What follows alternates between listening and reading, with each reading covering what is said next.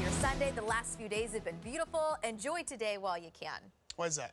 Well, that's because, no, I don't want to be the bearer of bad news. Yeah. Give it to Jackie. Let's leave that to Jackie Layer. Jackie Layer staying by with all that great news. Jackie. Yeah, all the great news that, yes, the colder air will be returning as we look ahead towards the start of that work week. Today, yes, take advantage of the relatively nice day while you can. The winds, though, will pick up later on this afternoon. Can't have that chance for maybe an isolated flurry as well. But again, those will be very spotty.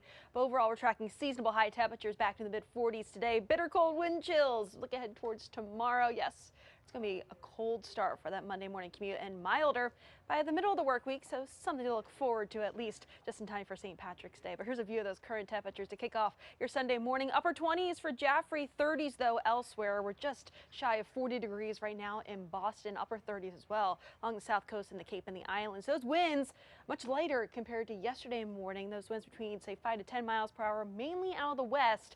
Now these winds will pick up later on this afternoon as that wind does shift to out of the north and west as a cold front pushes into southern New England. So we do have a wind advisory posted for the Bay State, and that begins at noon today, continues all the way through midnight tonight, and that's for gusts up to 50 miles per hour possible. That's enough to still bring a chance for some isolated power outages and even some tree limb damages possible. Fire concern also posted for the day today just because we have the gusty winds in the forecast, still very dry vegetation and low humidity. So any fire that begins will spread rapidly and also will make it difficult to extinguish just because of those gusty winds as well. Off towards our north, that's where that cold front is right now. Behind that cold front, much colder air that will continue to sink its way into southern New England, and it will arrive as early as later on this evening and continue to be with us as we get towards tomorrow. And behind that front, here's a view of those current temperatures into southeastern Canada right now, into the 20s, even teens as we headed our way as we get towards overnight tonight and into tomorrow. Today, though, we're tracking the seasonable high temperatures. It'll be windy as we get towards the afternoon, and we'll see a few more clouds and even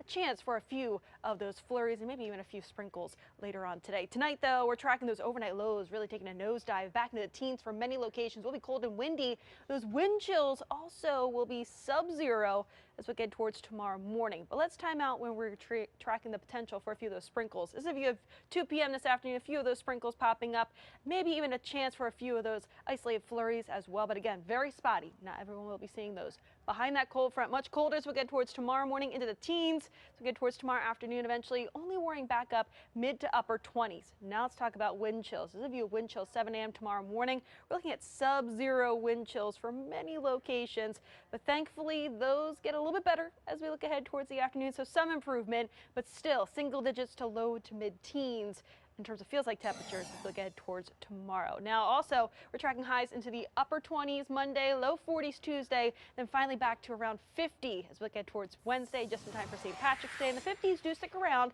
as we get towards Thursday. And Thursday is also our next best chance for some widespread rain across the area by the afternoon. A few of those linger into early Friday. Then we're back to near seasonable conditions just in time for next Saturday, which is the first day of spring.